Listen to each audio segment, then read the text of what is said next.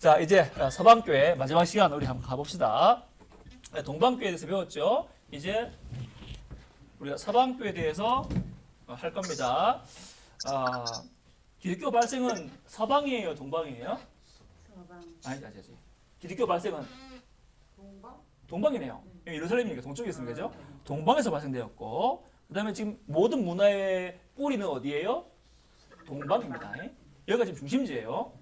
여기는 아예 변방입니다. 알겠죠? 그리고 로마 교회가 250년까지도 헬라어로 예배를 드렸어요. 사도 바울이 로마서 편지를 보낼 때 무슨 단어로 써요? 로마 사람들은 라틴어를 쓴단 말이에요. 근데 라틴어로 쓰지 않고 뭘로 편지 보내요? 헬라어로 편지 보내요. 그러니까 지금까지 250년대까지는 계속 이 로마 제국 서방이든 동방이든 다 헬라어로 생각을 하고 헬라어가 문화의 중심이었어요.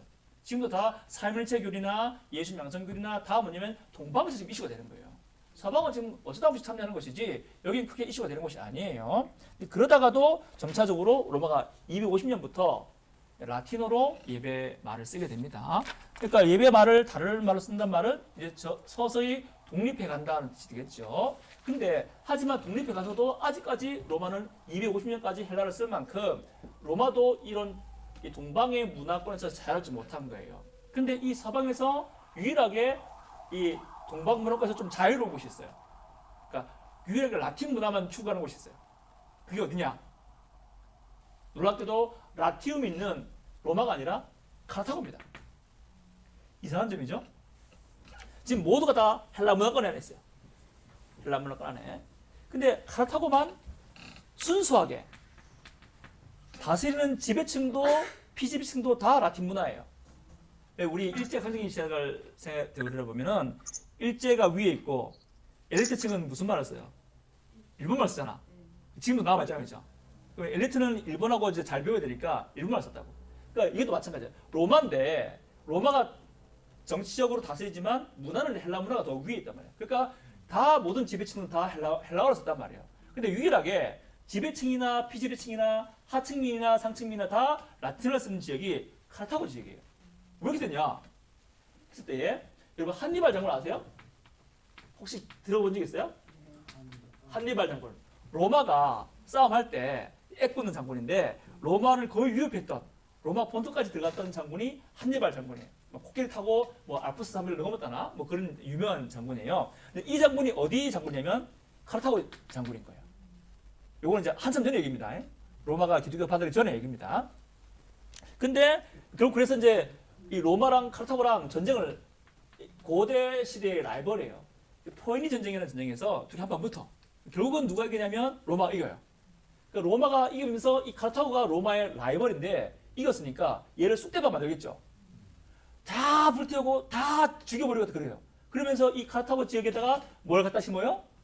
로마 사람들을 이주시키는 거지. 그러니까 뭘 만들어요? 완벽한 식민지를 만드는 거예요. 그러니까 카르타고의 싹을 다 부숴버린 거야. 카르타고에는 무조건 다 로마 군인들 다 이주시켜서 여기는 작은 로마처럼 살아가는 거예요. 그러니까 카르타고라는 거는 로마에서 멀떨어진 진짜 로마처럼 이렇게 돼버린 거예요. 이 카르타고 도시 자체가. 그래서 이 서방 신학은 어디서 발전하냐면 로마에서 발전하는 게 아니고 아이러니하게도 이 북아프리카에 있는 카르타고에서 발전하게 돼요. 왜냐면 여기는 다른 헬라 문화권에서 좀 자유롭고 오직 로마 사람들만이 이주해서 사는 곳이기 때문에 카르타고라는 지역은 시작부터 라틴 문화가 있었던 그런 곳이에요. 그래서 이 지역에 있는 위대한 학자들이 서방 신학의 전통을 만들어가는 거예요. 오늘은 이 지역에서 활동했던 두 명의 학자에 대해서 배울게요. 이제 이게 서방 신학의 주요한 학자예요. 한 사람은 터툴리안이고 한 사람은 여러분 이름 잘 아시는 어거스틴입니다. 근데 이 두 사람이 다 이 북아프리카 지역에서 활동한 사람이에요. 카르타고 중심에서 북아프리카 지역에서 활동한 사람이에요. 아프리카가 기독교 신학의 중심지라니 좀 이상하죠? 예, 우리는 로마 이쪽을 알았는데 초대교회에서는 라틴 신학에서는 여기가 중심지가 돼요. 자, 먼저 터툴리안 우리 살펴볼게요.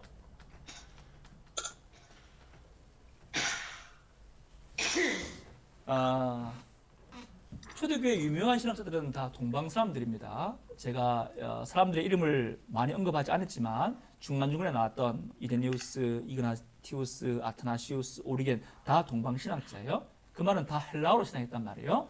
근데 유일하게 최초로 라틴어를 가지고 신학한 사람이 나오는데 바로 터툴리안입니다. 앞선 시간에 동방신학의 대표자로서 오리겐 소개했잖아요. 근데 오리겐이 받아들여서는 여러분 아까 들어봤겠지만 오리겐이 올바른 말 한 것도 있고 틀린 말 한 것도 있죠. 그러니까 삼일체에 대해서 올바른 말 했지만 삼일체가 위계적이고 우리가 신성화되는 말은 좀 이상한 말이잖아요. 그죠? 그러니까 오리겐 안에는 이렇게 좋은 요소와 나쁜 요소가 결합되어 있어요. 그래서 오리겐은 교회에서 나중에는 이제 이단으로 정죄를 받게 됩니다. 하지만은 오리겐의 생각 자체가 동방교를 대표하기 때문에 오리겐을 앞서 세운 거예요. 대표자로. 근데 터툴리안도 마찬가지예요. 터툴리안은 서방 신학이 이런 신학이다라고 처음으로 만든 사람인데 이 사람의 신학에도 올바른 점과 틀린 점이 같이 있어요. 참 아이러니하죠. 그래서 앞에서 성자가 안 붙어. 보통 우리가 이제 성 누구의 성자가 붙잖아요. 근데 터툴리안 앞에는 성자가 안 붙어요. 오리겐도 마찬가지야. 오리겐이 동방신학의 주요 대명사지만 오리겐 앞에 성자가 안 붙어요.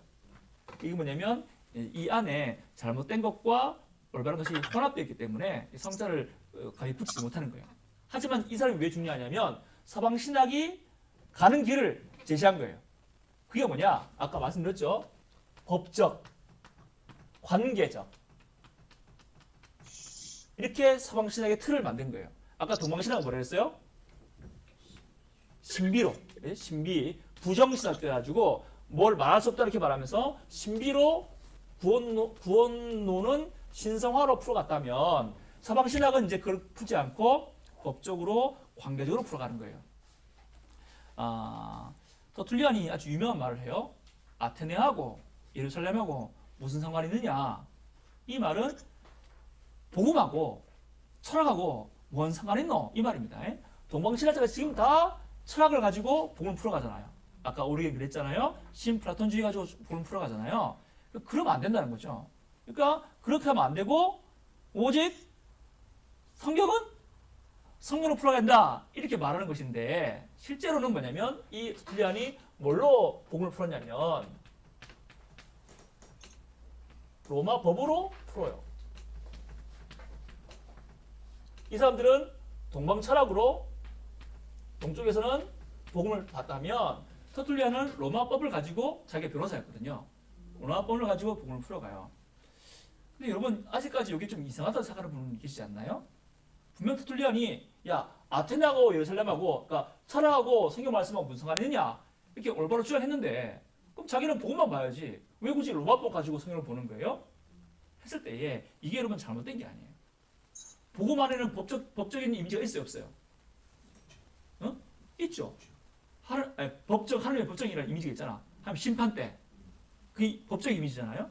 하나님 심판 때 그리고 하나님께서 이게 다 법적 용어란 말이에요. 그러니까 성경 안에 이미 법적 요소가 있지. 예? 있단 말이에요. 성경 안에 법적 요소가 있단 말이에요. 성경 안에 하나님의 성품을 닮아가는 게 있어 없어요? 있단 말이에요. 있는데 요거를 여기 꽂혀가지고 철학으로 이걸 지금 풀어가는 거고 여기는 로마법이 이제 라틴 로마에서 가장 자랑할 수 있는 건 로마법인데요. 여기는 가장 익숙한 로마법을 가지고 성경을 바라보는 거예요. 그 로마법을 봤을 때 성경에 있는 그 법적 요소들을 잘 풀어가는 거죠. 이걸 우리 잘 알아야 되는데요. 여러분 복음이라는 것이 구약과 신약이 하나님 계시잖아요. 그죠? 하나님 계시가 제일 처음에 어느 문화에 떨어진 거예요? 히브리 문화. 그렇죠. 히브리 문화, 유대 문화에 떨어진 거잖아요. 그러니까 하나님의 계시지만 이 계시가 어떤 틀, 어떤 모양으로 가지고 소개된 거예요.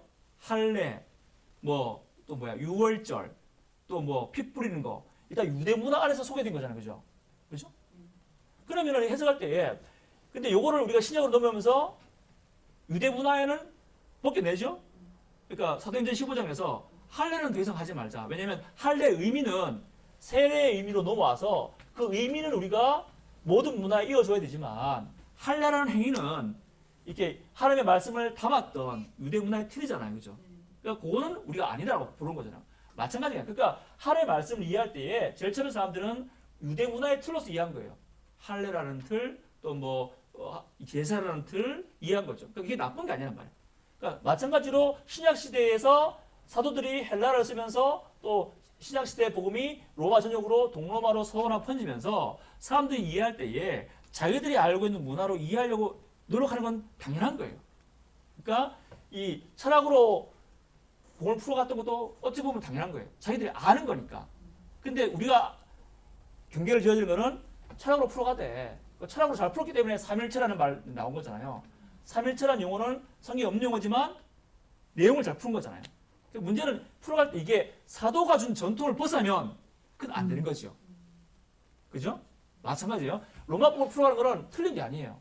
내가 아는 게 법인데 그거 보니까 성경도 법적인 이미지가 많이 나와요. 그러니까 그가 성경의 법적인 이미지를 알기 위해서 자기가 익숙한 걸로 풀어가는 건데 여기가 만약 사도적 전통을 넘어간다면 그건 안 되는 거지. 하지만 내가 이해하기 위해서 내가 익숙한 걸로 본다는 거는 그거는 나쁘게 볼 게 아니에요. 터툴리안이 우리가 좀 살펴보겠지만 넘어간 게 많이 있어요. 넘어간 게 많이 있으니까 터툴리안 안 된 거라. 하지만은 자기가 아는 걸로 복음을 풀어간다는 거는 나쁘게 볼 필요가 없는 겁니다. 유대인들도 자기 문화로 하나님 누군지를 알아갔던 거고, 그죠? 모든 문화 사람들은 그렇게 해요. 우리도 마찬가지 아닌가요? 내가 익숙한 문화로 우리가 풀어가는 거예요. 그죠? 하나님 이해할 때, 뭐 어떤 게 있을까? 하나님 아버지. 그럼 우리는 아버지 된 우리 한국인의 개념으로 하나님 어떤 분인지 알아가는 거잖아요. 그죠? 예, 근데 그게 잘못된 건 아니잖아요. 그죠? 예, 그런 것듯이 하나님 이해하기 위해서 여러 가지 문화로 접근하는 건 잘못된 게 아니에요. 다만 그게 사도적 전통에서 벗어날 경우는 그건 안 되는 것이지. 자기가 아는 걸 가지고 성경에 접근하는 것 자체는 우리가 뭘 할 수 없는 거예요. 오히려 로마법 가지고 접근했더니 성경에 있는 풍성한 법적인 그런 이미지, 법적인 그런 내용들을 잘 풀어낼 수 있게 된 거예요. 예, 잘 못 푼 것도 있지만 아무튼 그렇게 해서 풀게 된 거예요. 자, 그러면 근데 지금 동방에는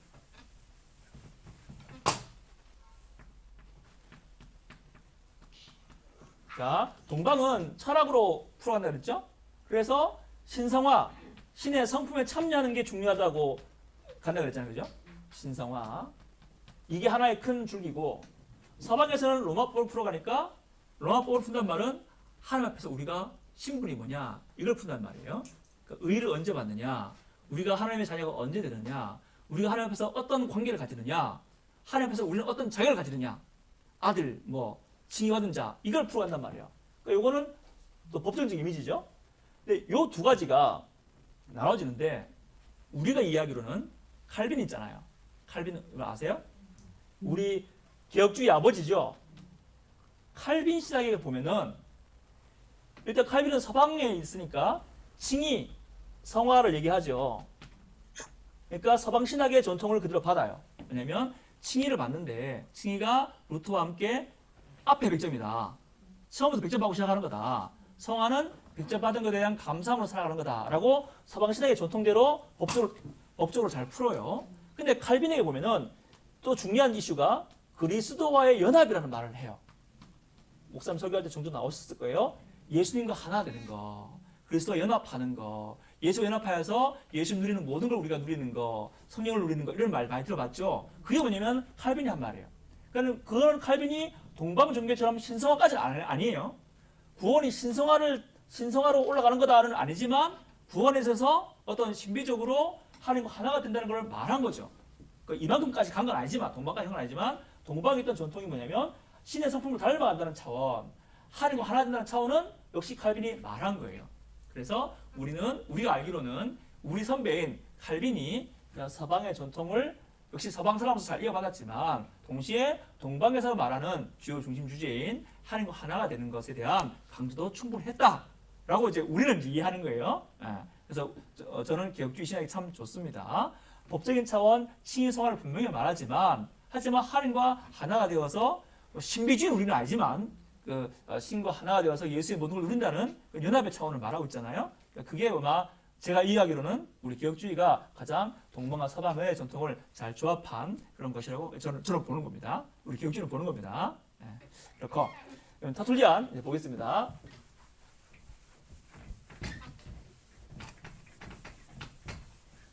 터툴리안은 지금 법으로 말미암아 성경을 이해하려고 했다는 얘기를 했죠, 그죠? 근데 터툴리안이 삼위일체를 이제 말할 때 어떻게 말하냐면 터툴리안 제일 처음에 삼일체라는 말을 제일 처음 쓰신 분이 터툴리안이에요. 근데 우리 여러분 아까 오리겐은 삼일체를 말했을 때 어떻게 풀어가 드렸어요? 위계적으로, 그죠? 아버지, 아들, 성령 이렇게 위계적으로 나타냈어요. 근데 여기는 터툴리안은 하나님을 인격체라는 말로 풀어가요. 인격체. 이건 무슨 말이냐면은 로마법에 나오는 건데요. 사람이 있는데 사람이 다 인격체는 아니에요. 무슨 말인가 하면 로마법에서 종, 여자, 어린이는 사람이지만 법적으로 인격체는 아니에요.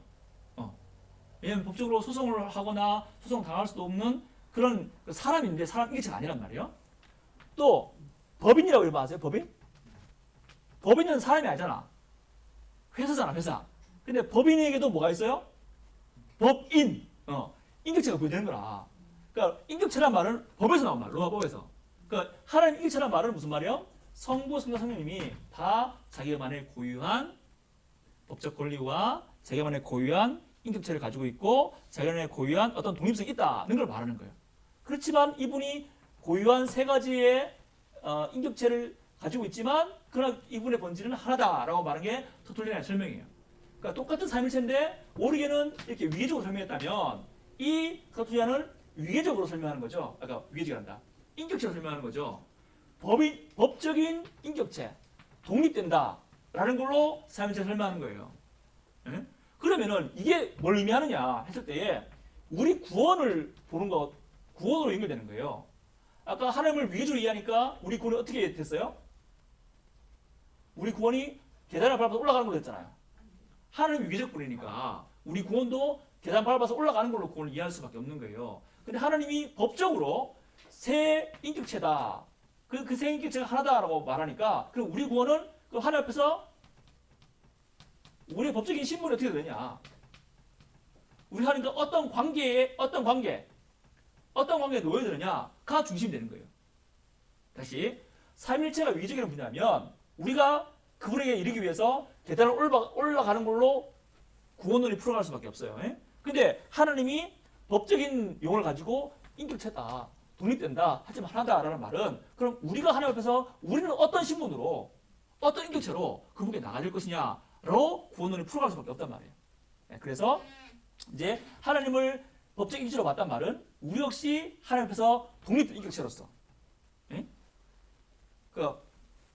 쉽게 말하면 법정에서 우리가 하나님 법정에서 하나님의 법적인 인격체로서 뭘 판단하신다면 우리 역시 법적인 인격체로서 그분의 판단을 받아야 되는 그런 존재로서 그럼 가장 중요한 건 뭐예요? 그 법정에서 우리가 옳으냐 틀리냐 이게 제일 중요한 거잖아요.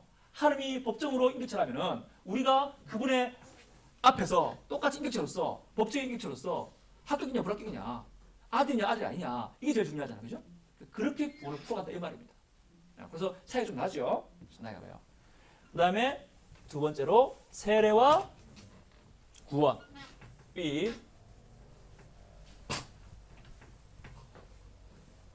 이 세례와 구원. 이건 터툴리안에서 잘못된 얘기인데요. 터툴리안은 구약은 율법으로 보고 신약은 더 강한 율법으로 봤어요. 이건 터툴리안 얘기입니다. 구약은 율법이고 신약은 더 강한 율법인 거라. 근데 예수님은 더 강한 율법을 주기 왔는데 사람들이 너무 강한 걸 처음부터 받아들이면 어색해하니까 신약은 약간의 유예기간, 법을 적용할 수 있는 약간의 계도기간이라고 그러죠. 그걸 준 기간이라는 거다. 근데 예수님이 승천하셨으니까 이제 신약교회는 강하게, 더 강하게 드라이브 걸어든다 이 말인 거예요. 이상한 말이죠. 구약이 구원 못 받은 이유가 뭐냐? 율법을 제대로 안 지켜서 그렇다. 그런 거예요. 그럼 우리는 이제 예수 승천했으니까 신약은 더 강한 법을 드라이브 걸어가지고 더 강하게 법을 지켜야 된다라고 이제 터툴리안이 주장한 거예요. 올바른 주장이 아니죠. 근데 그렇게 주장하다 보니까 그러니까 신약에서 구원받으려면 더 강해야 돼. 더 강하게 율법을 지켜야 돼요. 그렇다면은 이렇게 말하면은 이제 중요한 게 뭐가 됐어요? 사람이 이렇게 지킬 수 있을 수 없어요. 없잖아요. 그러면은 사람이 이제 뭐가 중요하면은 사람의 죄와 실수에 대해서 분명히 죄를 짓고 설치 주신단 말이야. 그럼 그 이후에 이걸 용서하는 문제가 대두가 되겠죠. 그럼 이 용서를 누가 하고 말까? 바로 교회에서 용서를 주고 말고를 결정하게 되는 문제가 생기게 된 거죠. 그러니까 이렇게 되는 거예요. 고대 세계에서는 세례를 늦게 받는 게 유행을 했죠. 그때 기억하세요? 왜 그렇게 이해한다고 그랬어? 구약에서는 얘가 30살에 세례 받았으면 30살까지 지은 죄는 용서받는 거예요. 그럼 그 이후의 죄는 이게 난감한 거야. 그럼 그 이후의 죄를 용서받으려면 아주 큰 회개가 필요한 거예요. 그래서 터툴리아는 어떻게 말하냐면 세례 받은 다음에 죄를 범하면 딱 한 번만 용서를 따게 된 거야. 근데 어떻게 한 번이냐면 그것도 교회 장로들 앞에 나와가지고 금식하고 기도해야지 한 번만 죄 용서받을 수 있다 이렇게 말하는 거예요. 근데 심지어 그 죄가 배교나 간음, 살인은 아예 용서받을 수 없다 이렇게 말하는 거죠. 되게 너무 강력하죠. 그러니까 사람들이 세례 받으라고 그랬어 안 받으라고 그랬어? 최대한 늦게 죽기 전에 받으라고 그랬죠. 그게 고대의 잘못된 신앙입니다. 세례는 전혀 그런 의미가 아니잖아요. 하지만 이때까지 그렇게 이해했단 말이에요. 그러니까 정말 이상한 얘기죠. 근데 터툴리아는 이 얘기가 뭐냐면 그 세례 받은 다음에 죄를 짓고 그럼 죄 지은 거를 해결하는 문제. 그걸 누가 해결하는 거야? 교회가 그한테 어떤 율법을 주면서 이걸 지키면 해결해 줄게, 용서해 줄게 라고 말할 수 있게 되죠. 그게 누구 주장이에요? 로마 카톨릭 주장이 그래요. 로마 카톨릭 있잖아요. 아직 그 중세교회 시간 아닙니다만은 세례를 받으면 그 이전까지 죄가 사해지고요. 세례 받은 이후에 큰 죄를 짓잖아. 대죄를 지면은 이거 뭐야? 고해성사. 작은 죄를 지면은 떡 먹는 거. 그다음에 기름을 바르는 거 견디는데 기름 바르면 우리가 그 이후로 살아갈 수 있는 힘을 좀 더 받고 뭐 다 이렇게 되는 거야. 그러니까 죽을 때까지 죽기 전에도 뭘 받아야 돼? 종부성사 하나 받아야 되고 결혼하면 결혼 하나 성사 받아야 되고 이렇게 하면서 뭐냐면 세례 받은 고단까지는 세례가 해결하지만 그 이후의 모든 죄에 대해서는 교회가 잘못하면은 이거 하세요. 잘못하면 이거 하세요. 이거 해야 용서받습니다라고 풀어가는 거죠, 그죠? 그러니까 터툴리안이 로마 카톨릭처럼 7가지 성리를 말하는 건 아직 아니에요. 아니지만 터툴리안의 이 말은 세례 이전까지만 용서되고 세례 이후에 잘못한 거는 교회에 나와서 용서를 빌거나 아주 큰 잘못을 시키면 용서가 안 되거나 이렇게 나갔다는 말은 앞으로 뭘 내다보는 거예요? 로마 카톨릭의 교회로 내다보는 거예요. 그러니까 이게 공로주의로 가는 거잖아요. 세례받은 거는 그 이전까지 죄가 사해진 거고 그 이후의 죄는 교회가 이제 나서가지고 당신이 뭘 지켜 용서받습니다 라고 말할 수 있게 된다는 거는 그건 뭐냐면은 이제 우리가 공로주의로 하늘에 나가야 되는 그런 거를 미리 내다보게 한 거죠. 그러니까 구원의 모든 과정이 이 모든 과정을 뭐로 보는 거예요 지금? 법을 지키는 과정으로 보는 거예요. 이해되죠? 세례받은 다음에 하나님 은혜가 있지. 세례받은 은혜니까. 그 다음에는 누구한테 달린 거예요? 우리한테. 우리 공로로 달린 거예요. 우리가 법적으로 잘 지키면은 우리는 오케이 확되는 것이고 우리가 죄를 지면 타락되는 거예요. 그러니까 이런 과정에 대한 단초를 터툴리안에 제공한 거예요. 그러니까 로마 카톨릭이 이 주장을 그대로 받아서 세례받은 다음에 그 다음에 성도들은 무조건 교회의 그 성례 안에 있어야 돼. 큰 죄를 지면은 고해성사해야 되고 작은 죄는 떡 먹어야 되고 그 다음에 이렇게 계속 풀어가는 거야. 결혼할 때는 그 받아야 되고 죽기 전에 또 종부승서 받아야 되고 이렇게 계속 이제 교회의 틀 안에서 가두게 되는 거죠. 그게 요런 터툴리안의 이런 잘못된 율법주의 시작으로 말미암아 나오게 된 거예요. 하지만 지금 말하는 게 뭐예요? 터툴리안이 시작을 지금 어떻게 풀어간다는 거예요? 그걸 말하는 거예요. 터툴리안 말하는 거, 나쁜 놈이다. 이거 나쁜 놈 맞지? 이거 나쁘게 말한 거니까. 지금 말하는 거냐면 터툴리안이 삼일체나 우리의 세례 구원을 보면서 이 모든 신학을 뭘로 풀어간다? 법으로 풀어간다. 그러니까 서방교회의 라틴 신학의 제일 처음에 그 모습은 법적으로 어떻게 구원받느냐, 이 구원을 어떻게 확보하느냐 이런 관심으로 풀어간다는 거예요. 그래서 터툴리안이 중요한 겁니다. 터툴리안의 말이 중요한 게 아니고 터툴리안이 제일 처음에 기초를 놓을 때에 우리는 이제 법적인 관심에 의해서 하나님께 나가고 말고 합시다 이렇게 기초를 놓은 거예요. 그런 의미에서 이 사람이 중요하다고 소개해드린 겁니다. 그 다음에는 이제 어거스틴입니다. 어거스틴은 말 들어보셨죠? 한 번씩? 네. 어거스틴인데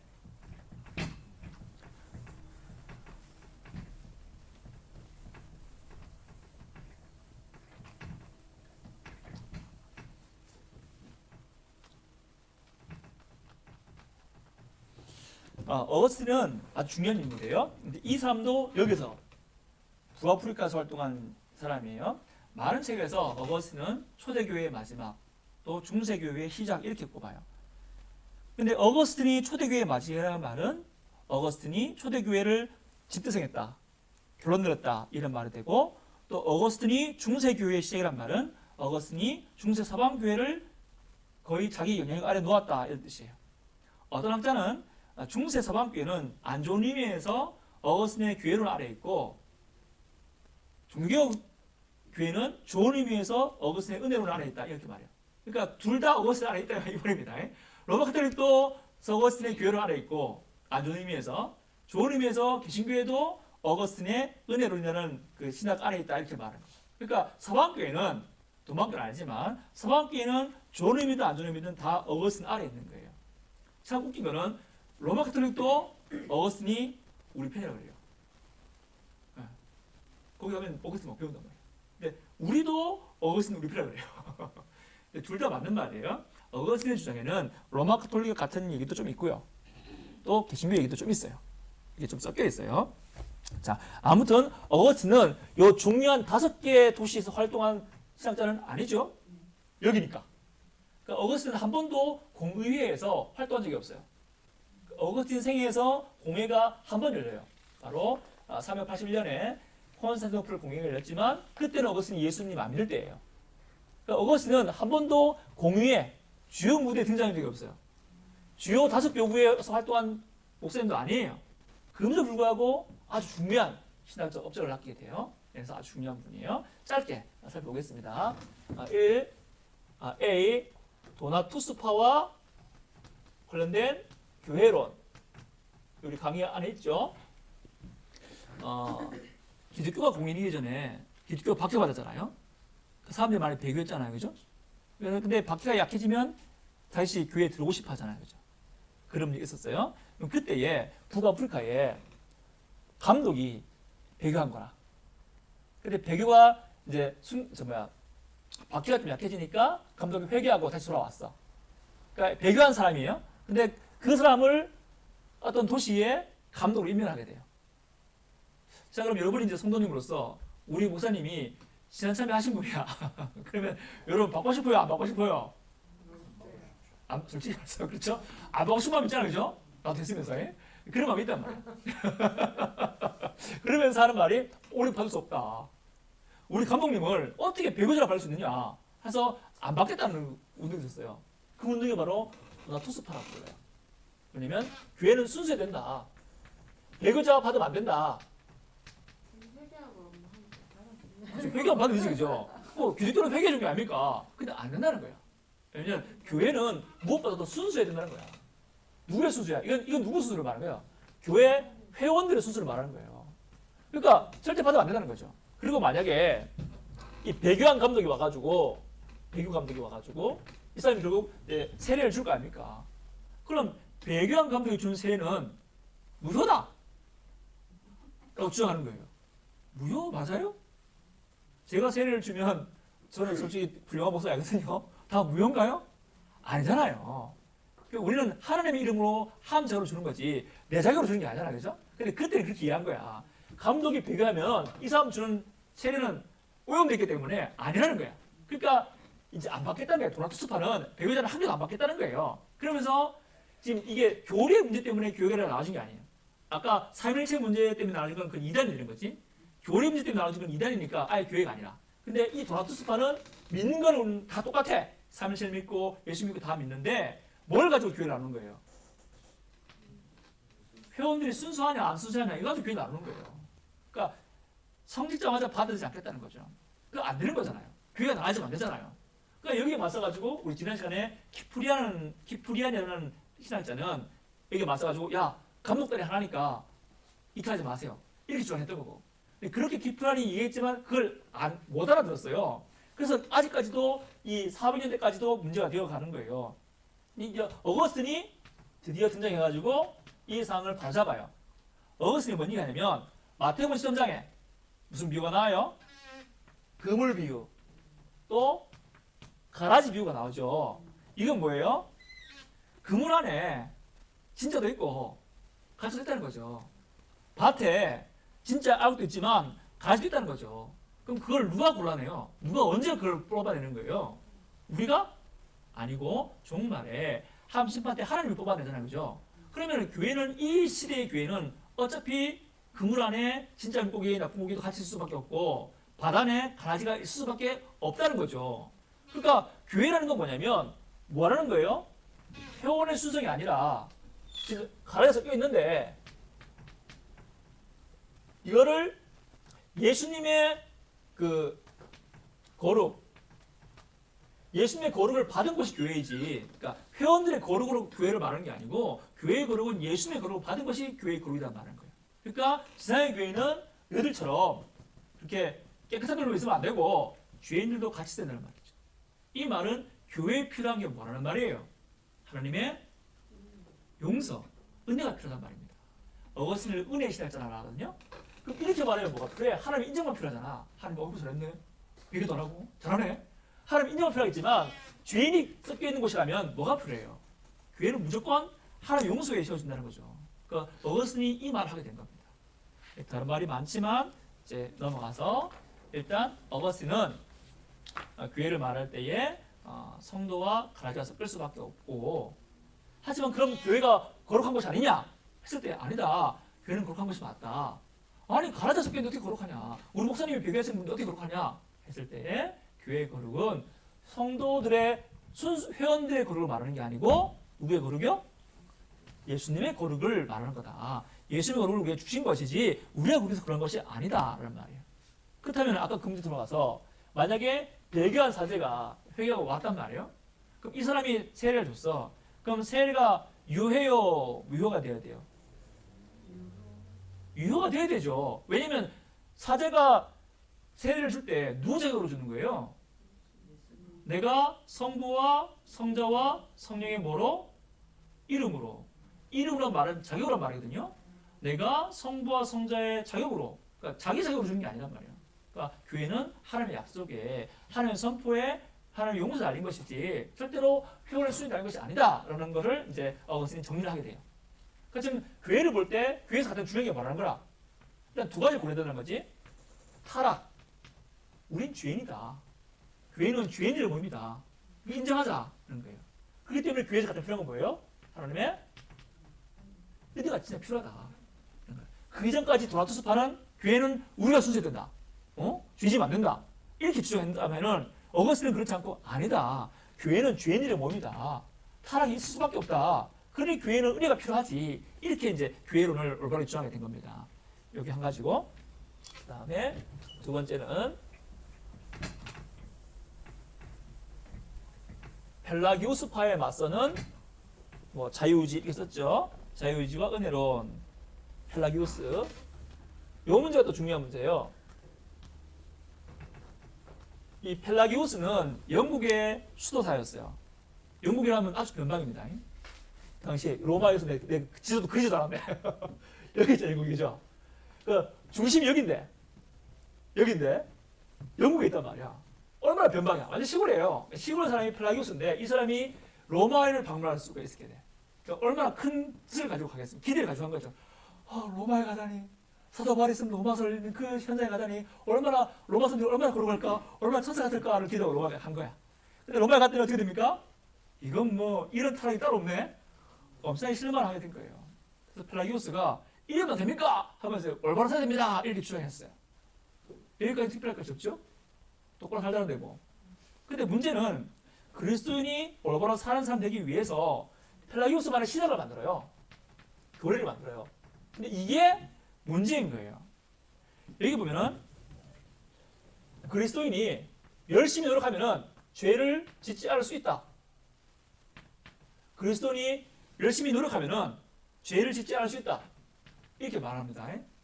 그러면은 하나님의 은혜는 뭐야? 하나님의 은혜는 필요 없어? 했을 때 필요하다. 무슨 은혜가 필요하냐? 예수님의 모범만 있으면 된다는 거예요. 예수님이 십자가에 죽고 있던 거는 뭐냐면 우리를 위한 모범을 보여준 거다. 얼마나 말씀을 잘 지키는지, 얼마나 도덕적인지 모범을 보여준 거다. 이것만 있으면 된다. 나머지는 안 줘도 된다. 왜냐면 우리가 열심히 할 거니까. 이렇게 나가는 거예요. 그러면은 그럼 아담의 타락은 뭐냐? 아담의 타락은 죄를 지었을 경우에 이렇게 된다는 걸 보여준 본보기다는 거예요. 그러니까 이 말은 원죄가 있단 말이었단 말이에요. 아담의 죄는 그냥 아담의 죄지 내 죄가 아니란 말이에요. 그러니까 아담의 죄는 하나님 말씀을 제대로 안 지키면 죄를 되는구나. 본보기를 보여준 거야. 그럼 예수님은 하나님 말씀을 지키면 죄를 되는구나. 본보기를 보여준 거야. 하나님 은혜는 거의 필요 없는 거야 우리한테. 본보기만 보여주면 되는 거야. 그럼 나머지 우리가 잘할 거니까. 우리가 열심히 노력하면 우리 결심만 잘하면 잘할 거니까. 하나님의 은혜는 그냥 본보기만 보여주면 됩니다. 그런 거죠. 그러니까 우리는 태어나면서부터 죄인이다 죄인이 아니다? 죄인이 아니라는 거예요. 우리는 자유의지가 있는데 우리는 이 자유의지로 우리 지금 죄인이 아니에요. 필라기스 주장에는 죄인이 아닌데 하지만 우리 태어나면서 하얀 백지로 마음이 태어나는 거예요. 이 백지의 자유의지는 우리가 좋게 생각하면 하나님 말씀 지킬 수 있는 쪽으로 나갈 수 있고 나쁘게 생각하면 말씀 안 지켜도 나갈 수 있다는 거예요. 그러니까 지금부터 중요한 거는 하얀 백지로 태어난 우리가 우리의 자유의지를 사용해서 똑바로 살자. 그러면 된다. 를 말한 거예요. 어디는 없나요? 이게 이제 필라기오스의 주장입니다. 근데 어거스틴이 그 말 들어보니까 이거 말도 안 되는 거거든요. 그럼 이거는 기독교를 도덕 종교로 바꾸자는 거예요. 도덕 종교로. 어거스틴이 20년에 걸쳐서 이 필라기오스 주장에 반대는 얘기를 해요. 일단 어거스틴은 우리는 아담 안에서 죄인이다. 어거스틴은 우리는 아담 안에서 죄인이다. 그렇죠? 태어나면서 원죄를 안고 태어나잖아요. 아담 안에서 인간은 모든 죄를 범했고 그래서 인간은 태어나면서 뭐로 태어나요? 죄인은 태어난다. 어거스틴의 말이에요. 그럼 자유의지는 있어 없어요? 있어요. 있어. 잘 들어봐야 돼요. 자유의지가 있어. 있는데 아까 플라기우스는 뭐라 했어요? 백지라는 거지. 백지여서 내가 가고 싶은 별로 갈 수 있고 말씀으로 갈 수도 있고 말씀으로 갈 수도 있고 이게 플라기우스 주장이라면 어거스틴은 우리가 자유의지가 있다. 하지만 우리의 욕구가 죄이기 때문에 다 이렇다. 그래서 우리는 자유의지가 있지만 이 자유를 가지고 뭐만 할 수 있느냐? 죄만 지을 수 있다는 거죠. 물론 상대적으로 선언을 할 수 있겠죠. 쓰레기를 줍는다거나 할 수 있겠지만 그것도 하나님 앞에서는 다 자기 의를 가장한 악이 되는 거죠. 그래서 우리는 죄인이기 때문에 자유의지라는 것은 선택하는 모습이 있지만 근데 우리의 선택은 실은 하나님 은혜가 없으면 다 지각을 가는 양처럼 그런 사람으로 밖에는 못 산다. 자유주의에서도 이 자유의지는 오직 죄를 향해서 달려가는 죄만 짓는 자유의지다. 그러니까 실은 자유의지가 아닌 거지. 그러니까 우리는 하나님 은혜가 없다면 죄밖에 줄 수 없다라고 이제 어거스틴 주장하게 됩니다. 그렇다면은 하나님의 우리에게 필요한 은혜는 뭐냐 했을 때에 펠라기스처럼 모범만 보여주면 된다. 천만의 말씀이죠. 하나님 은혜가 정말로 필요하다는 거예요. 어거스틴은 하나님 은혜가 필요하다. 그럼 이 은혜가 언제 필요하냐 했을 때에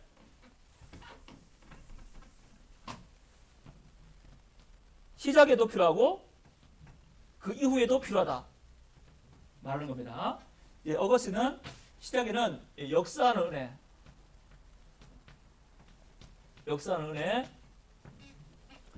그 이후에는 함께 역사하는 은혜. 용어를 기억 안 해도 됩니다. 이건 뭐냐면 우리가 제일 처음에 예수 믿을 때 우리의 결심으로 우리의 도덕으로 예수 믿는 거 아니다. 반드시 하나님의 은혜가 있어야 된다. 은혜가 있어야 우리가 회심한다.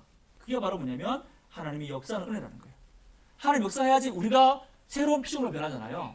그럼 새로운 피조물로 변하면서 이 빨갛던 마음이 하나색이 안 되네.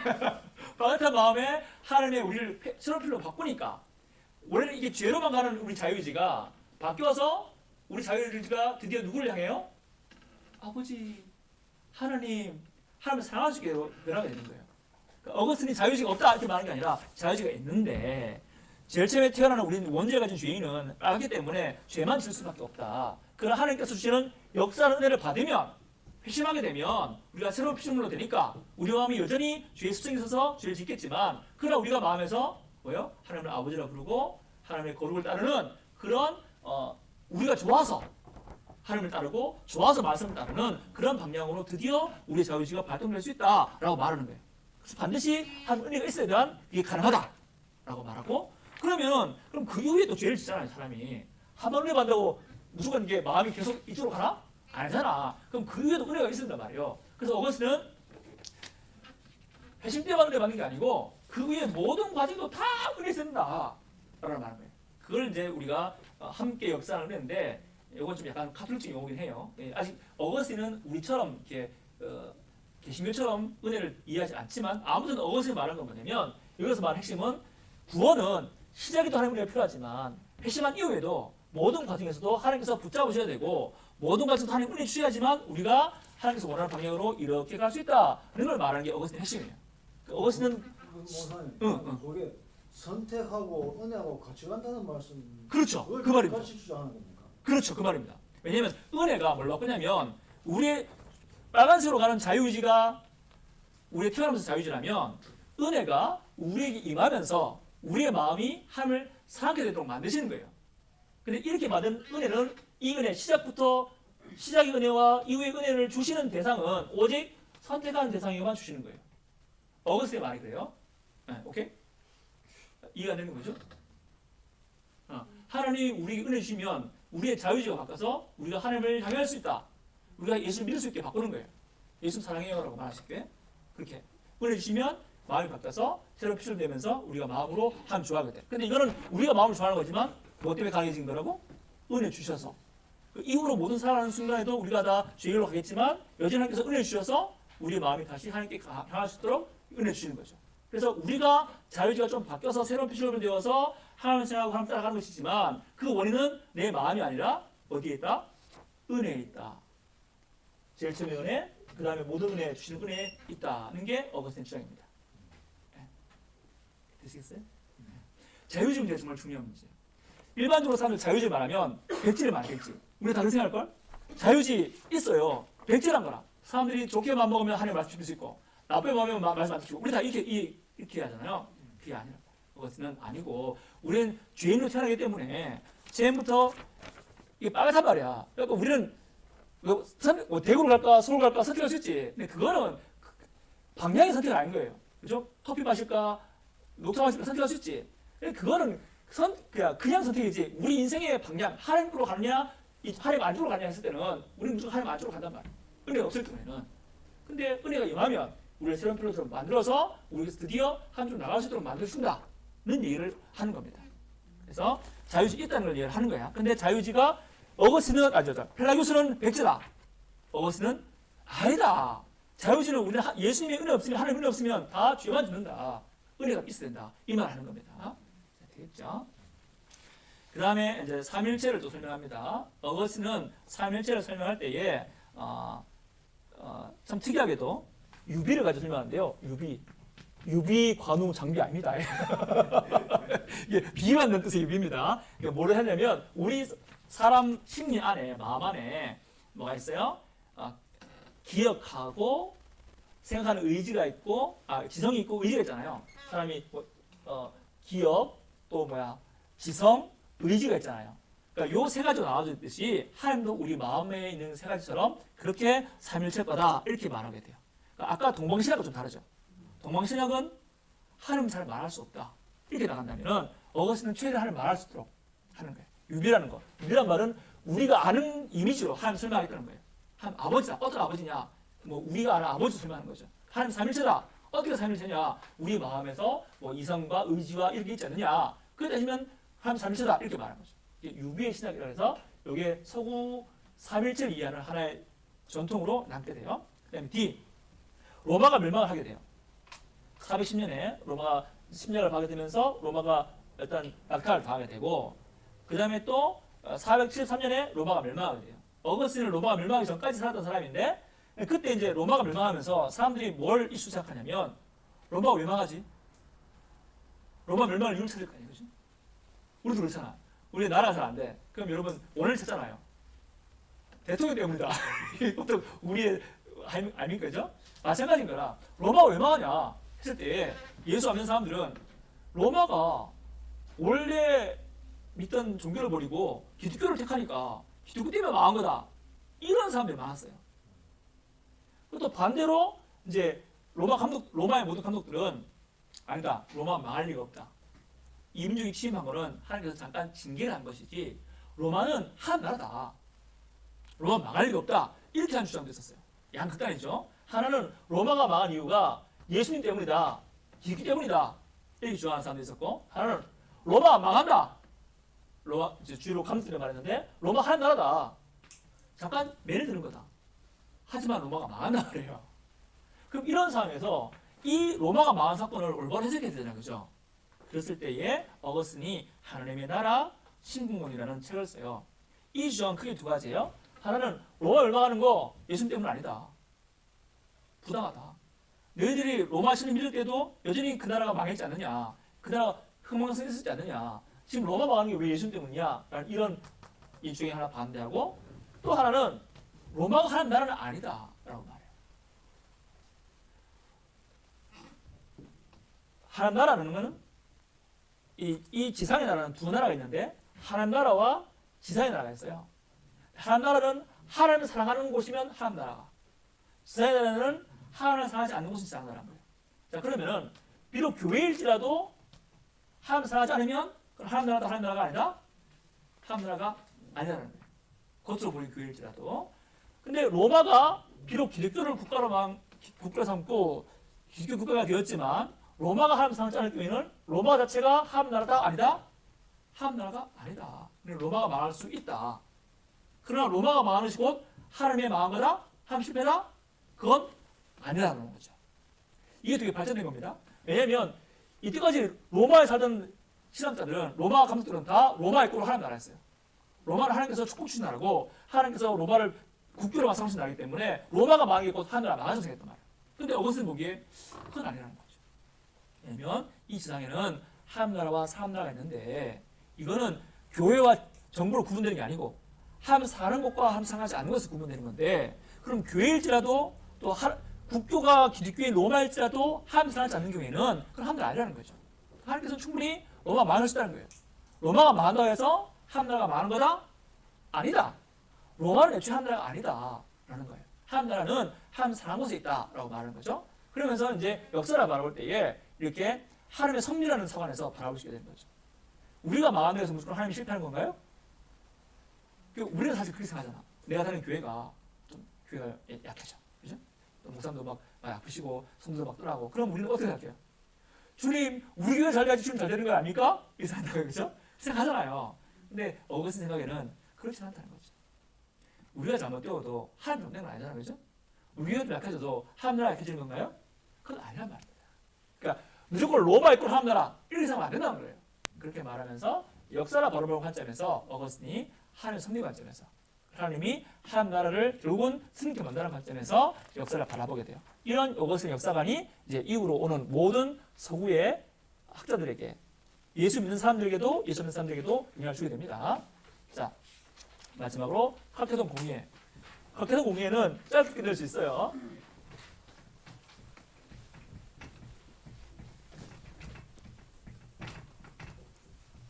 네, 마지막 시간이네요.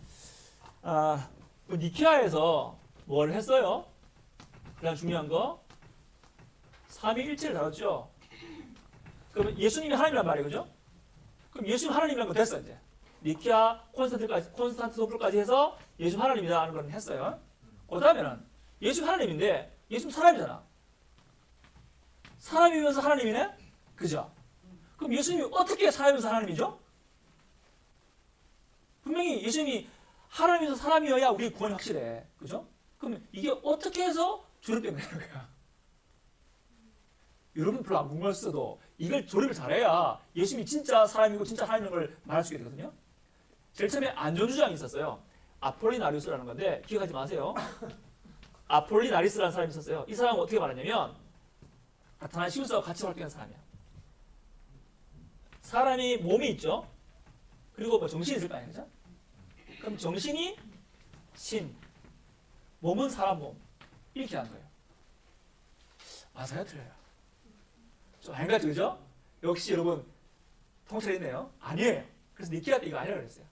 근데 요런 경향이 이 알렉산드리아를 중심으로 동방에 흔했어요. 왜냐면 이 주장의 핵심은 뭐예요?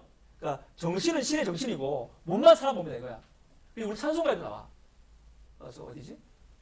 사람 육신을 입으시고 무슨 몇 장이고 하여튼 그게 있어요. 그러니까 그런 의미는 알겠지만 그걸 잘못 해석하면은 사람의 몸만 입은 것 같아. 그러니까 이런 주장이에요. 이거를 보고 이제 로고스 몸 기독론 이렇게 말해요. 그러니까 정신은 로고스, 정신은 그 신이고 몸만 사람이다. 그래서 로고스 육신 기독론 이렇게 말해요. 맞나? 네, 그렇게 말합니다. 근데 여기에 말씀 인간 더 쉽게 합시다. 말씀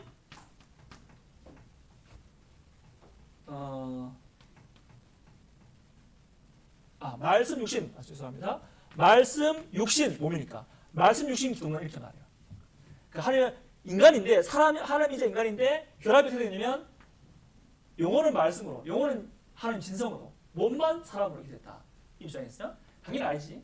아니까 여기다 반대해서 어떤 사람이 어려워요. 오도를 한 사람인데 이 사람은 뭐냐면 아니다. 신성은 온전히 임했고 사람이 영혼과 육신으로 되어 있잖아요. 이 결합된 거다 이렇게 말하는 거예요. 여기 좀 더 맞겠죠? 하나님의 신성도 올바로 신성을 받은 거고 근데 신성이 결합할 때에 그 예수님이라는 사람 자체도 사람의 몸을 가지고 있고 또 사람의 뭐가 가지고 있어? 사람의 정신과 마음을 가지고 있는 거예요. 요렇게 결합된 거다. 그럼 요거를 맞는 말인데 근데 요거는 또 장점은 신성과 인성을 둘게 말할 수 장점이지만 잘못 이해하면 보게 되겠어? 분리. 아침에는 뭐 지필 박사 하이트 윌크 된 것처럼 분리 같은 느낌 들잖아. 그죠? 이거는 하나란 걸 말할 수 있겠지. 하나란 말할 수 있지만 사람이 아닌 것 같아. 왜냐면 정신은 신의 정신이고 몸만 사람의 몸이라면 진짜 사람이 아니잖아. 그죠? 그러니까 장점과 단점이 있는 거야. 여기 장점은 예수님이 하나다라는 걸 주장할 수 있어요. 근데 너무 이렇게 가버리면 예수님은 진짜 사람이 아니게 돼. 그죠? 몸만 사람이잖아요. 여기 주장은 하나님이 분명히 예수님이 온전한 신과 온전한 사람의 결합인데 그렇게 말하는 게 맞는데 이걸 잘못하게 보면은 그럼 신성은 따르고 사람이 이성과 신성에서 싸웠나? 그래서 그렇게 생각했잖아. 신성이 왔는데 사람 안에 있는 생각이 사람의 생각과 신성이 싸울 수 있나? 물론 안 싸웠지만 그러니까 그렇게까지 오해할 수 있단 말이야. 그럼 이거는 분리가 되나? 이렇게 오해할 수 있잖아요. 그죠? 그런 장점과 단점이 있는 거라. 근데 여기에서 이쪽을 주장하는 사람들 중에서 네스토리우스라는 사람이 잘못할 수 있게 오해할 수 있는 표현을 해요. 왜냐면 하나님이 이제 이렇게 되어 있는 게 맞는데 마치 분리되는 것처럼 표현을 잘못해요. 시간을 있어서 잠깐 다룰까요? 이 네스토리우스라는 사람이 콘스탄티노플의 우리 이제 주교가 됐는데요. 그 사람이 예수님을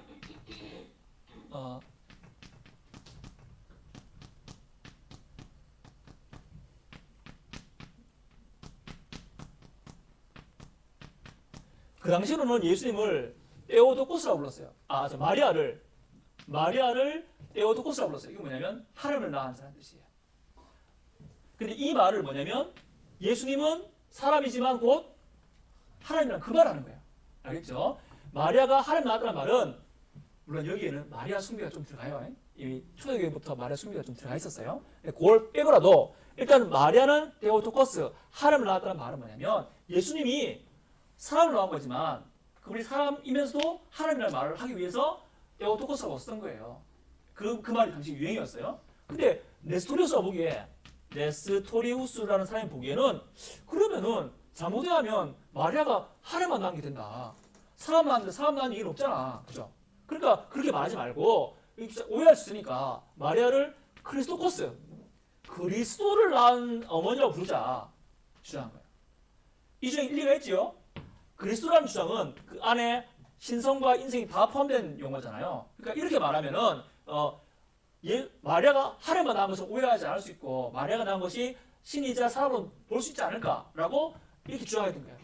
당신은 에오토코스라고 주장했는데 근데 크리스토코스라고 주장한 거예요.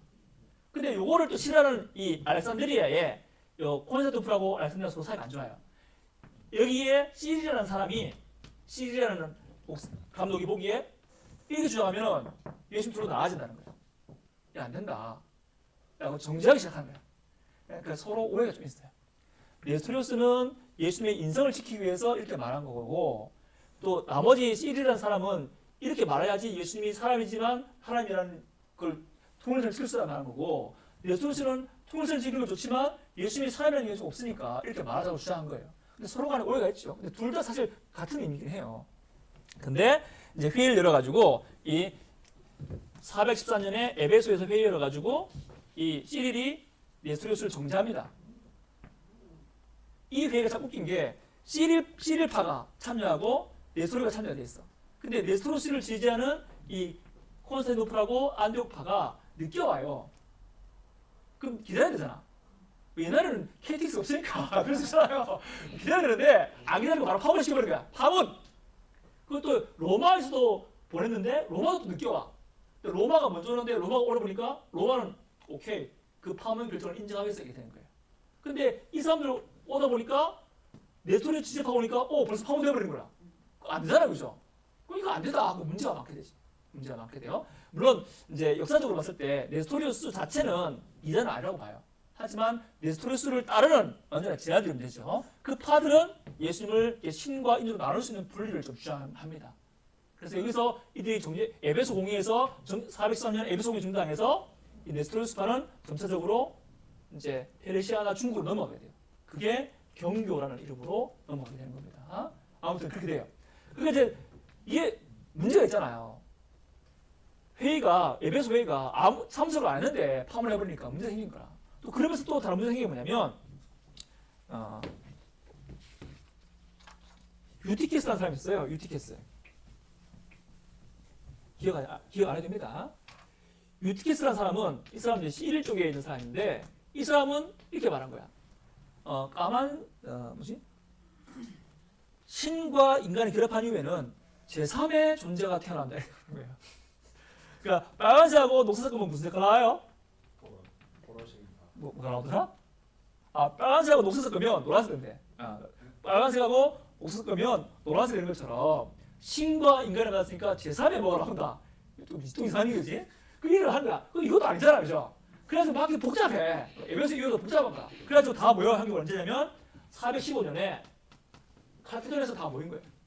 그래서 그때에 예수님이 이 양성 문제를 확실히 못을 봤습니다. 그 전문이 여러분 강의 안에 제가 실었죠. 우리는 교부를 따라 한 분이신 쭉쭉 나와주고 있죠. 여기서 중요한 거는 결국 거기 저 고딕처럼 해놓은 그 굵게 쓴 부분 보입니까? 하나, 둘, 셋, 넷, 다, 7번에 네, 나오죠. 그리스도, 성자, 주임, 독생자는 4가지 나오죠.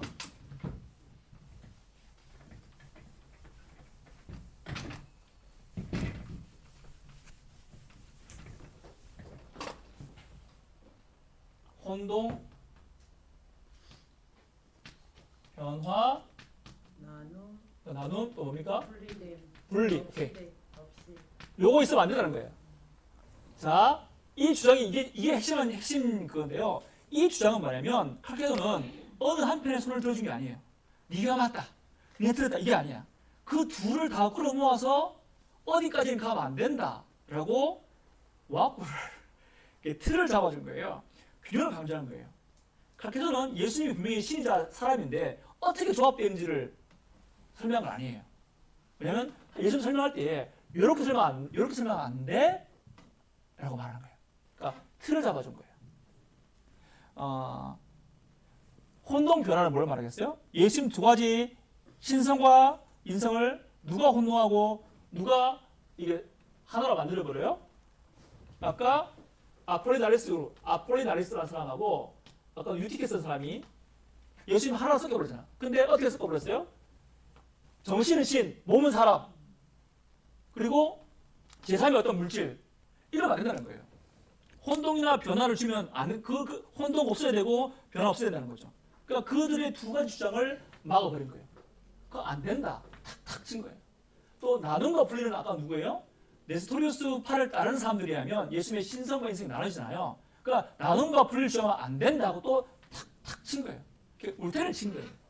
그러니까 그 누구도 예수님이 하나님이자 사람인데 어떻게 조합되는지 그걸 누가 설명할 수 있겠어요? 설명할 수 없잖아요, 그죠? 근데 칼케도의 주장은 뭐냐면 설명을 줬어도 이렇게 신학적 틀을 만드는 거예요. 예수님 설명할 때 혼돈과 변화 없어야 되고 나눔과 분리 없어야 된다라고 말한 거죠. 아까 동방신학의 특징이 좀 보일 수 있죠, 그죠? 부정적으로 여기까지만 틀을 잡아준 거예요. 이게 되게 중요한 주장입니다. 칼케도의 이르기까지 정치적인 알력이 좀 들어가지만 또 서로 간에 오해가 좀 있지만 그러나 이 결정이 정말 중요한 결정인 게 뭐냐면 이 결정으로 말미암아 예수님이 어떤 분이다를 말할 때에 요 틀 바깥에서 얘기하면 바깥에서 얘기하면 그건 이단이 되어버린 거예요. 요 틀 안에서 얘기해야 돼요. 우리는 다 예수님이 하나님이자 사람 모형하지만 그걸 어떻게 조합해서 말하지 않죠. 근데 말할 때에 이렇게 네 가지로 말하면 그건 이제 이단이 되어버리는 겁니다. 그래서 고대 교회가 3일체로 시작했다가 그다음에 예수님 양성교회를 확장하면서 어디까지가 진짜 구원을 줄 수 있는 예수님이 사람이자 하나님인지를 이제 칼케돈에서 확장하게 되는 거죠. 그런 의미에서 칼케돈 회의가 정말 중요한 회의가 됩니다. 칼케돈 회의가 의미하는 것 제일 처음에 구원의 위로를 지키려고 했습니다. 그럼 되게 복잡하죠.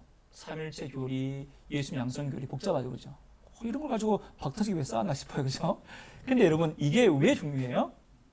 예수님이 하나님이면서 사람이어야 참 하나님이면서 참 사람이어야 구원이 되는 거잖아요. 구원의 본질 문제인 거라.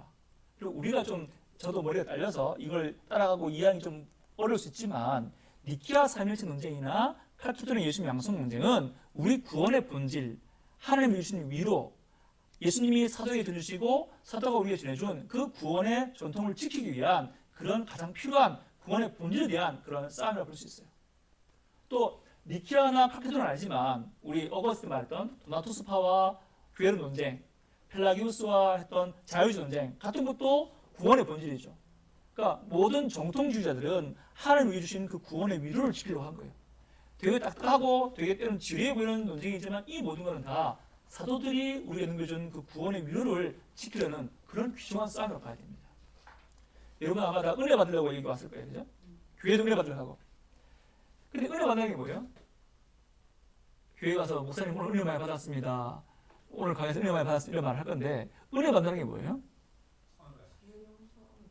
뭐 여러 가지 있겠죠? 일반적으로 사람들은 어떤 지금 나한테 즉각적인 가르침, 도덕적으로 거짓말하지 말자, 남과 비교하지 말자, 기도 열심히 하자, 우리 애를 어느 대학 보내들지 모르겠는데 이번에 말씀드려서 어느 대학 들어갈지 안 했으면 이런 거. 그러면 내가 기쁘고 그러면 은혜 이렇게 하는 거예요. 근데 그거는 도덕적 교훈을 받는 거, 그걸 우리가 보통 은혜라 이렇게 말하는데 그거 아니잖아요. 그거는 진짜 은혜는 뭐냐면 삼위일체라는 거. 예수님이 나를 본 예수님이 하나님이라는 거. 예수님이 나를 대신한 진정한 사람이라는 거. 예수님의 양성, 삼일체. 그리고 나의 자유의지가 은혜가 없으면 저쪽으로 가는데 예수님의 은혜 때문에 오직 하나님으로 나올 수 있다는 거. 이 모든 걸 통해서 나오는 거잖아요. 그게 은혜가 나오는 거죠. 그거 빠지고 오늘 목사 말씀 들었으니 우리 애를 서울 대학 보내던데요. 말씀 들었는데 우리가 이사를 저기 범원으로 가야 된대요. 은혜 받았어요. 그건 은혜가 아닙니다. 알겠죠? 그건 내가 그냥 교훈 얻은 거고 내가 주어진 거지. 그건 은혜의 내용이 아니란 말이에요. 은혜의 내용은 삼일체, 예수님의 양성, 우리의 자유의지 이런 게 은혜입니다. 그래야 우리가 예수님의 하나님의 진정한 아들과 딸이 되고 예수 그리스도가 진정 우리의 구조가 되고 우리 분이 진짜 되는 거잖아요. 그렇죠? 그 은혜란 말을 우리는 너무 쉽게 내가 얻는 도덕적 교훈 이렇게 생각한다.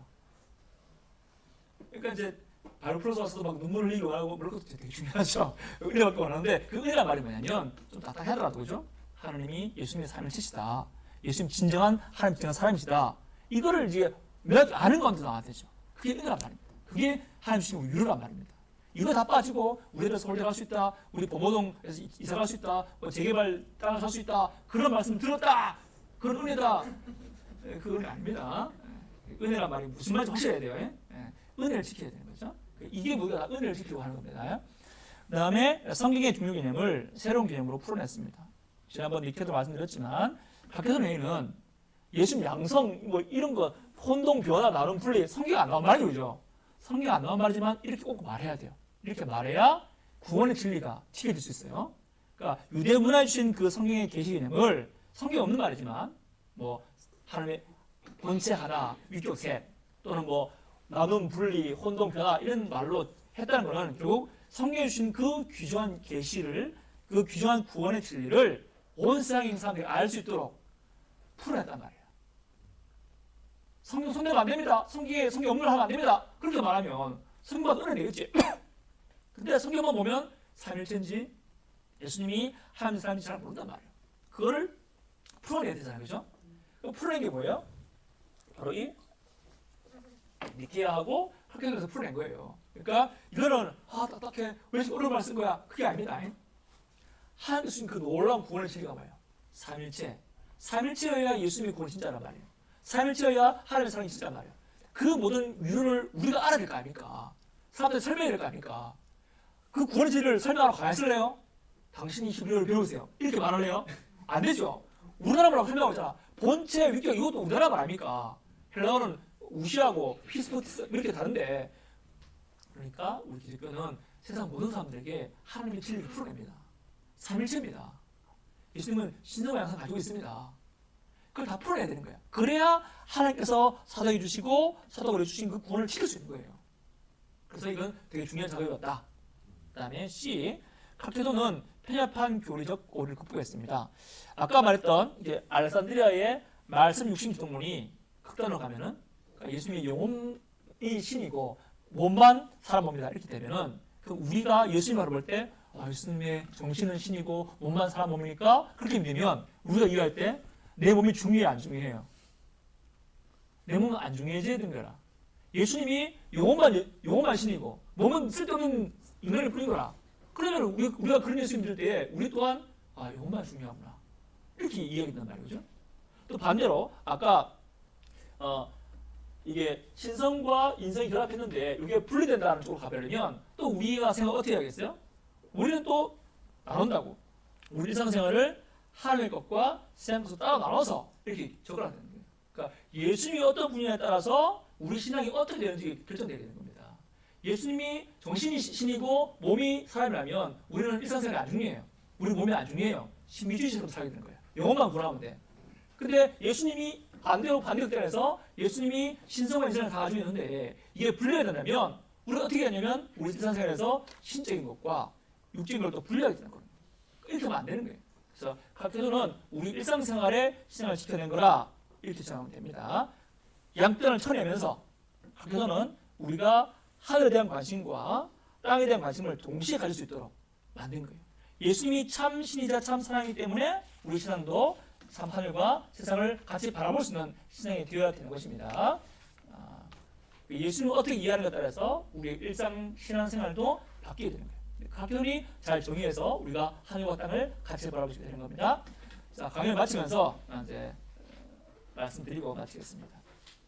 교회사를 마치면서 교회사는 큰 그림을 그리잖아요, 그죠? 우리가 심사가 아니죠. 우리는 작은 그림을 관심사잖아요. 예수 믿어서 어떻게 하면 돈을 벌까? 자식 문제 어떻게 해결할까? 건강 문제 어떻게 해결할까? 목사도 마찬가지 아니에요. 지난주에 누가 안 나왔는데 교인서 왜 이렇게 안 푸나?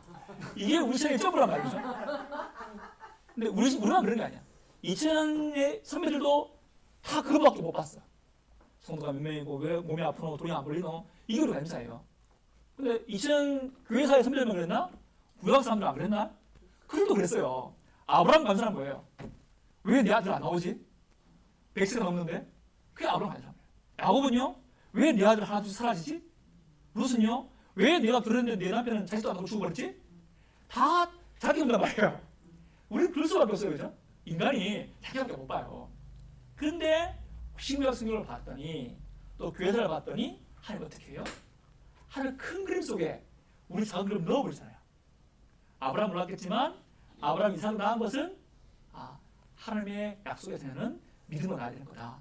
그래서 예수님 예상케 했고 야곱 몰랐겠지만 10아들이 다시 애굽에 모이는 걸 보면서 이스라엘 나라를 예상케 했고 룻은 몰랐겠지만 룻이 자기 남편 죽고 보아스와 지원하면서 중순회를 다시 낳고 다시 결국 예수님 수상되잖아요. 룻도 예수님 수상되는 거잖아요. 그렇게 쓰임받는 거잖아요. 자기들은 아무도 몰랐지. 아브라함도 몰랐고 야곱도 몰랐고 룻도 몰랐겠지만 자기들은 다 작게만 살았겠지만 그 작은 그림이 한 그림 큰 그림 속에 포함되어서 정말 되게 멋진 구속사의 아름다운 그림이 나온 거 아니겠어요? 그걸 가르치는 게 바로 교회사입니다. 교회에서는 우리 인생이 작은 그림 속에 포함된 게 아니라 하나님 그리는 큰 그림 속에 있다는 걸 알게 되는 거예요. 지금 내 그림만 중요한 게 아니라 하나님이 큰 그림 그리고 있다고요. 그러니까 내 인생의 주이신 하나님은 작은 그림 하나님이 아니에요. 전 세계의 일반 미션을 사용해서 교회를 만들어가는 하나님이에요. 비록 우리가 그 역사의 모든 의미를 알 수 있는 것은 아니랄지라도 우리는 이 큰 그림의 하나님이 우리 아버지 하나님을 고백할 수 있잖아요. 우리가 지금 코로나를 겪고 있죠? 우리가 지금 여러 가지 뭐 몸도 아프고 사업도 잘 안 되고 자격도 속을 썩이고 교회도 작고 문제가 있죠? 근데 우리는 다 여기 나의 과몰입 되어 있어요. 그죠? 나의 과몰입된 신앙을 규정해서 좀 넓게 봐라. 하나님이 온 세상을 다스리시고 그 가운데 우리의 작은 삶을 잊지 않고 우리의 작은 손도 작은 그림을 집어넣으면서 하나님께서 교회를 만들어간다. 성경도 그렇지 않느냐. 아브라함, 뭐 야곱, 룻 다 작은 그림이었지만 하나님 그 그림 상에서 예수를 만들어가지 않느냐. 우리도 마찬가지인 거예요. 비록 우리 인생이 어떻게 된 것인지 계시대가 아니어서 몇 안 속지만 그러나 성경 말씀을 지금 봤을 때는 우리의 작은 인생 또한 하나님께서 교회를 만들어가는 큰 그림 속에 충분히 활용되고 있고 충분히 사용하신다는 것을 우리가 알 수 있는 거잖아요. 그렇죠? 교회에서는 그걸 바라보라는 거예요. 교회에서 나왔던 사람들, 수많은 사람들, 우리하고 다른 사람들 아닙니다. 우리하고 다 똑같은 사람들이에요. 근데 하나님께서 그들을 사용해서 어떻게 만들어요? 교회의 기초를 세우시잖아요. 우리같이 연약한 사람들, 서로 시기하고 질투하고 막 정치하는 사람들 불러가지고 그들을 사용했을 때 교회를 성경 위에 삼위일체 하나님에 대한 고백 위에 하나님이자 사람이신 예수님 그 고백 위에 세우잖아요. 사람이 한 것이지만 하나님이 큰 그림 그리면서 그렇게 만들어가는 거예요. 결국 하나님이 부족한 사람을 통해서 당신의 교회를 세우시는 초대교회에 이렇게 교회를 이제 튼튼하게 세워주시는 물론 문제가 있지만 그런 그림을 그려주신 거죠. 그러니 이렇게 초대교회를 그리신 하나님은 오늘날 교회인 우리 인생도 그렇게 큰 그림 속에 이끌어가실 것을 우린 교회사를 통해서 배우는 겁니다. 여러분이 지금 어떤 처지에 있든지 간에 여러분은 삼위일체 하나님 안에 있는 겁니다. 여러분이 어떤 처지에 있든 간에 여러분 아들이신 예수님과 같은 자격으로 살아가는 겁니다. 우리가 어떤 고난이 있든지 간에 우리는 지금 교회로 붙잡아주는 하나님의 손길에서 절대 벗어나 있지 않습니다. 그 누구도 이걸 취소할 수 없어요. 이걸 우리가 교회사를 통해서 배우는 겁니다. 부족한 강의 잘 들어서 감사합니다. 6시간 안에 초대교회사 집어넣는다고 빠진 게 참 많습니다. 또 다른 것도 되게 부족합니다. 그 모든 것들을 용서해 주시기를 바랍니다. 감사합니다. 수고하셨습니다. 네.